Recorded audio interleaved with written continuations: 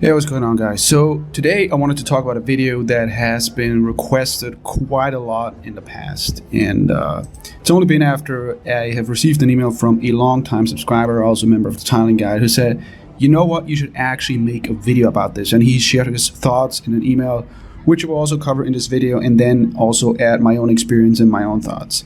Basically, it's the topic of a holiday girlfriend for your Thailand trip. And the reality is that, if you're a single man going to Thailand, you probably want to do all the fun stuff that I talk about or that you've read about. It could be in Bangkok, in Pattaya, in Phuket, or in all those cities.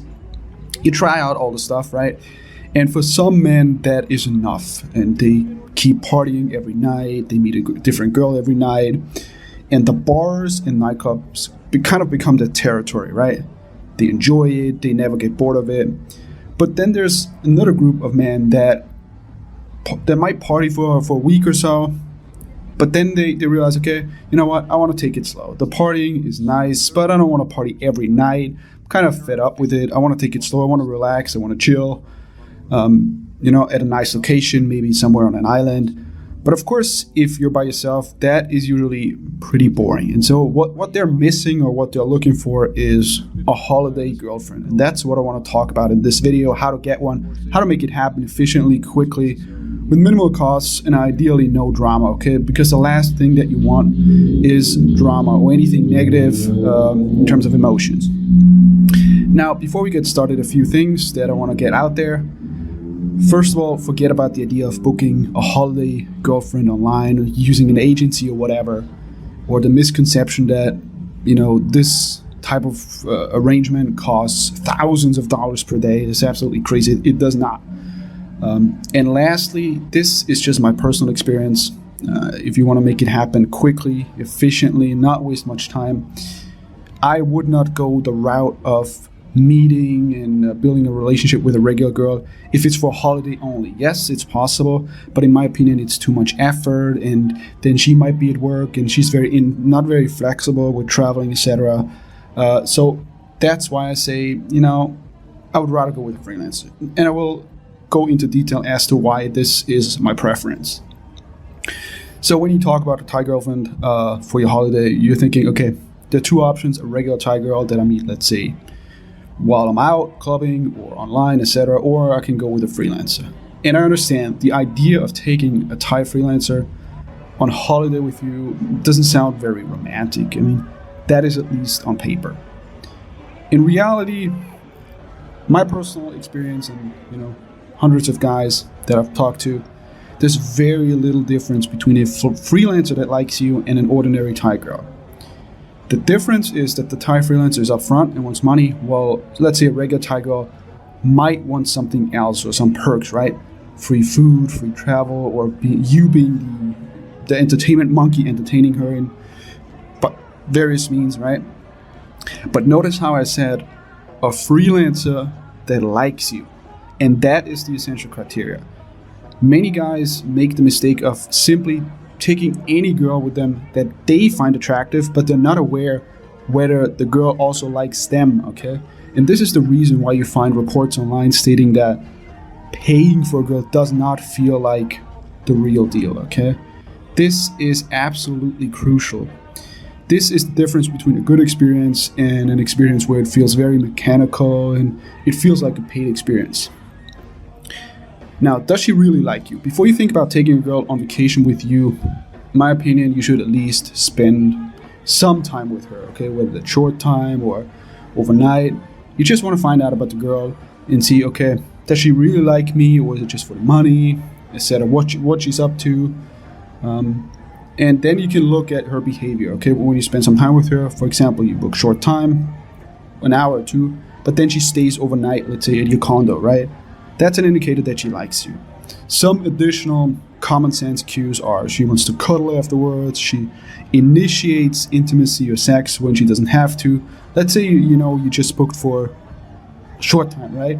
And then she spends all night with you or stays until the next day, or she initiates sex when she didn't even have to. You just agreed upon and 1 hour and she stayed overnight, etc. Those are all indicators that she likes you. Or even, I would say, offers intercourse without protection, okay? This is also a sign that she's into you, but here I'm specifically saying it, that you should not, in my opinion, take up her offer. It's just a sign that you look at, okay, offers to not use protection. That's a sign, number one, that she likes me. But I personally absolutely never ever would take her up on that offer. I mean, I have had this bunch of times with freelancers, also regular girls, where not only they say that we don't have to use protection, but they become really forceful. Like they want to force it without protection. And I'm like, whoa, get off me, right? But it's a sign, obviously, that the girl is attracted to you. So basically, any time that the girl goes beyond what was agreed upon is a sign that she's into you. And that's, usually a keeper, in my experience. This is something you really have to think about and remind yourself of when choosing a girl, okay? Basically, you want to meet a girl in a scenario where it's up to her to decide whether she wants to go with you or not. Because let's say you go to, a good example would be a massage parlor, right? You go in, the girls line up. Any girl that you pick, she has to go with you because she works at the massage parlor. And she cannot say, no, I don't want to. So in that case, it might be that the girl is not attracted to you. Maybe she's even like, I'm disgusted by this guy, but I still have to do it. Or I'm not in the mood or whatever, right? But on the other hand, when we talk about a freelancer or a girl, even in a regular bar, she can decide which guy she likes. She can decide whether or not she wants to go with you. And when it's voluntarily, then it's really the best case scenario in regards to spending time with a girl and finding the right girl, okay? Location, proximity is another big thing, not so much in regards to finding the right girl, but setting up the whole thing, the holiday girlfriend experience. If you want to spend your holiday on an island, say near Phuket, then it simply doesn't make sense to take a girl all the way from Bangkok to Phuket. First of all, she will want you to pay for the flight, and what if you don't like her anymore after a few days, and now you're stuck with her on the island? Or say, for example, you want to have your holiday experience on an island close to Phuket. You would simply meet a girl in Phuket or close by and then take her to that island. Because that way you're keeping both your investment and risk low.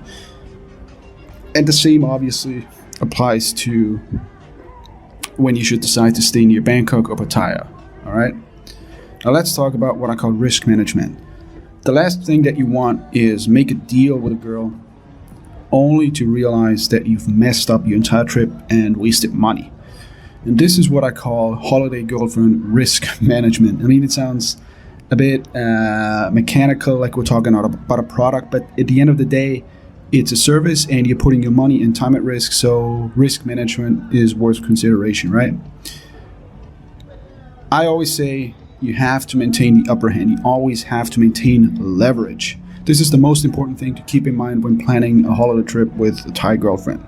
So number one, this is common sense. You test before you buy, right? You don't just meet a girl and you talk to her and you're like, yo, do you want to go on holiday with me to this island for 2 weeks?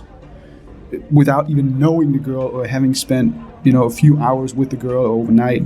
So you should ideally spend some time with the girl, a couple of nights before deciding to take her on a holiday. And then I would also say never pay more than a day in advance. Take a girl, as I've said, from a closer city to your holiday destination. And ideally have 1 to 2 girls as a kind of a backup option, right? This will make it easier for you to cut off the girl if she starts acting up. Now, in terms of risk management, there are additional considerations which I think most guys overlook, and this is where we'll cover what I've received from this longtime subscriber. His thoughts pretty much sum up the most critical points, okay? So here it is. He says, I think this will be an interesting topic for a video. I'd like you to pass on a couple of points. Should anyone get offers of daily rates for a holiday companion to take on his trip? So the first thing that he mentions is fluency. And he says it's an enormous risk, as the girl might be great company for a few days, but Thai girls are incredibly flighty.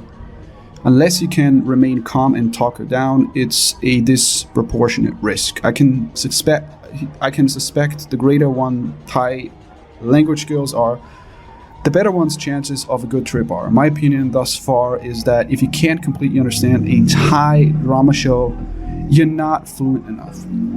The second thing is where he mentions the daily costs and how they might possibly skyrocket, and some things that the average guy thinking about this might not even consider.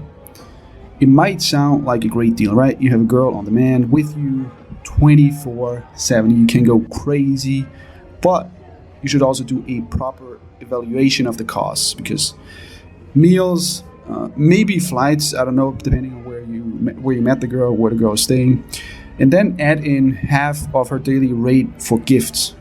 At a minimum, she will be constantly pasturing for the makeup she didn't bring, that her clothes are ruined by the rain, and that her shoes are too uncomfortable to walk around to all the sights you want to see.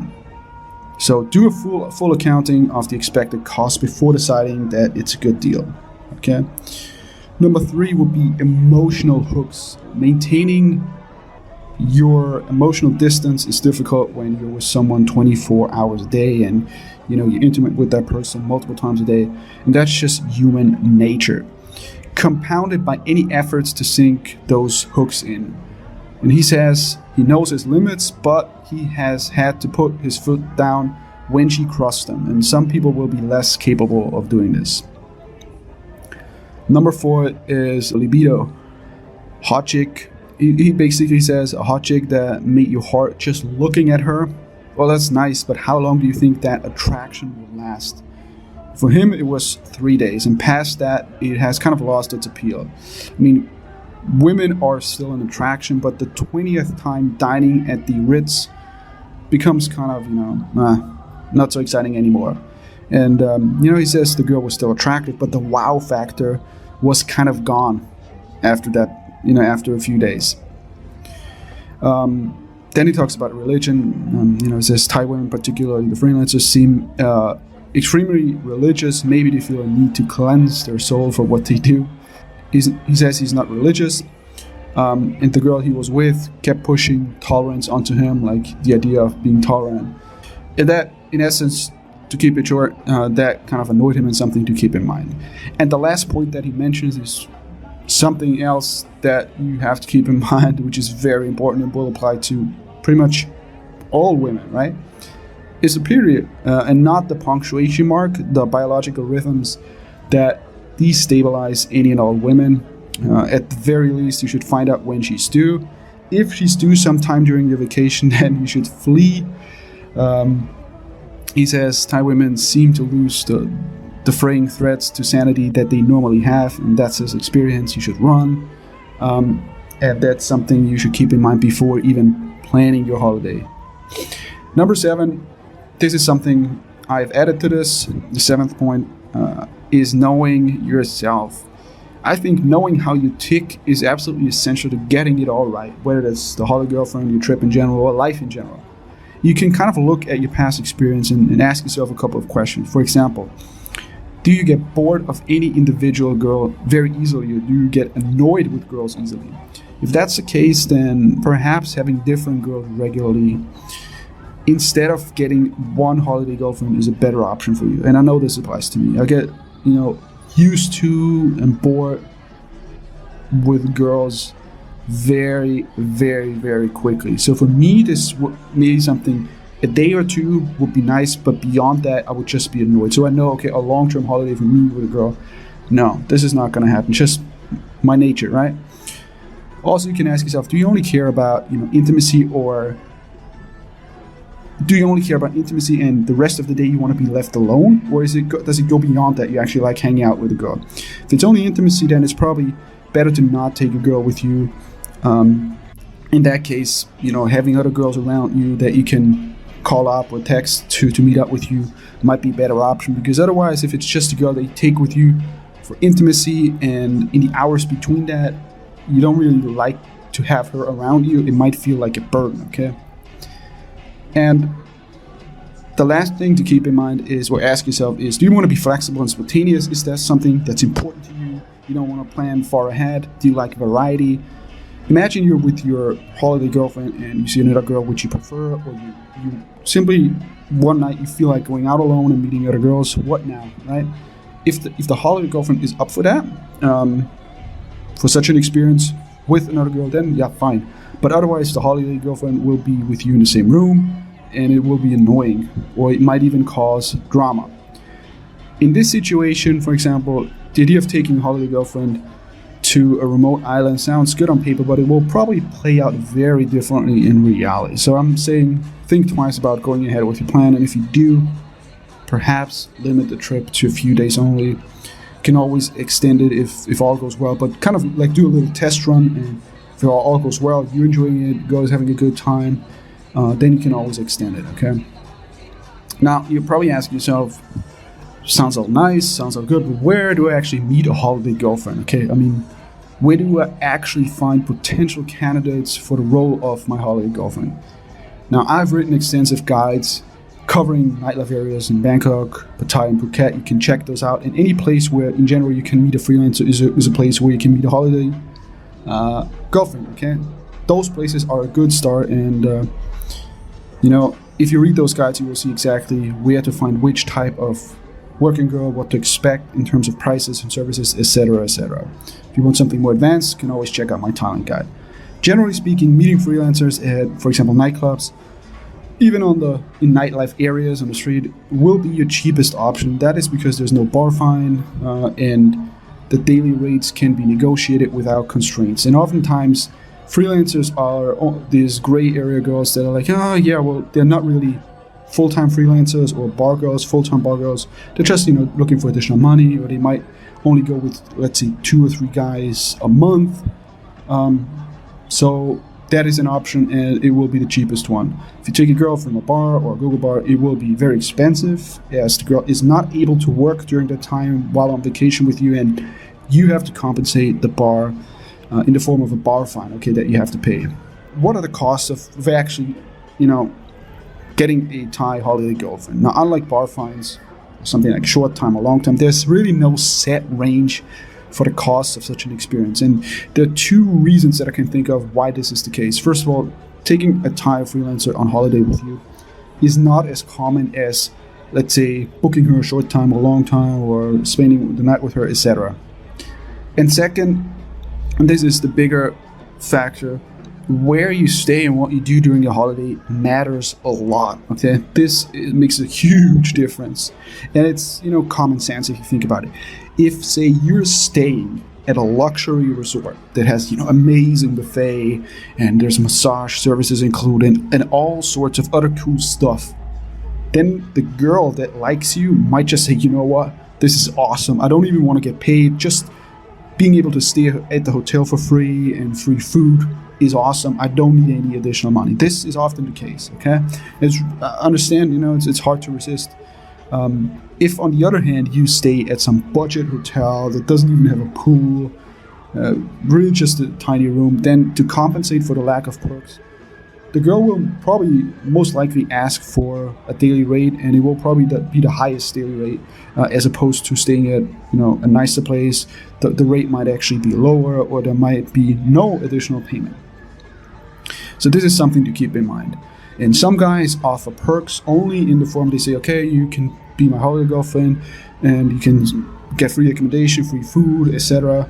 But there will not be a daily rate. And this makes sense, as I've said, if you're staying at a fancy place, and the girl staying with you doesn't even cost you extra because the room is for 2 people anyway, then that is definitely a good option. Also, the longer you want the girl to stay with you, the more leeway in general you have in regards to negotiating the rate. When negotiating, don't get discouraged by what you might read online about the costs of such a holiday girlfriend experience. I mean, I personally know freelancers, I've mentioned this in a previous video, that got paid 100,000 baht, which is around $3,000 in flight tickets for just 1 week. And to that, I would say, please don't be an idiot and think you have to pay these crazy rates, okay? Something more reasonable would be 1,000 to 2,000 baht per day, and that's roughly $30 to $60. And that's a rate assuming that there are no additional perks for girls. such as the luxury hotel example that I've mentioned previously. If you cover food and accommodation and the place you're going to is interesting, I would say most girls that genuinely like you will be happy to join you, even if it's just, to get away from hectic nightlife and get free food, etc., etc. Now, lastly, probably the most important thing you have to keep in mind, or the mindset you should have, is be willing to walk off at any time, okay? Really try to get this in your head. This is your Thailand trip, okay? This is your Thailand trip. You have probably invested a good amount of money for flights, for accommodation. Perhaps you've taken time off work. So I would say don't accept anything but the very best. If the girl you're with starts acting up or does something consistently that you don't like, you talk to her and she doesn't really change, don't even let that ruin one day of your holiday. I mean, you have to put yourself first. Not all the girls are the same, and not all girls are great. But I would say do not bullshit yourself into thinking that the girl you're with is not replaceable, because most likely she is. So if the girl you're with becomes, ungrateful or entitled, just know that there are probably a dozen girls nearby who will be more than happy to serve you. Or you can decide, I'm gonna keep quiet and accept what is and let the girl ruin my Thailand holiday, okay? So as Thai girls like to say, up to you. Hey, what's going on, guys? Hope you enjoyed this video. If you have any additional questions about this topic, or you want to read about this more in depth, you can check out the link in the description, or simply go to the website kingepic.com. We have a written article. I publish new blog posts regularly, so in addition to the YouTube channel, you can regularly check out my blog for new information about Thailand, guides, tips and tricks, etc. All right? See you in the next video.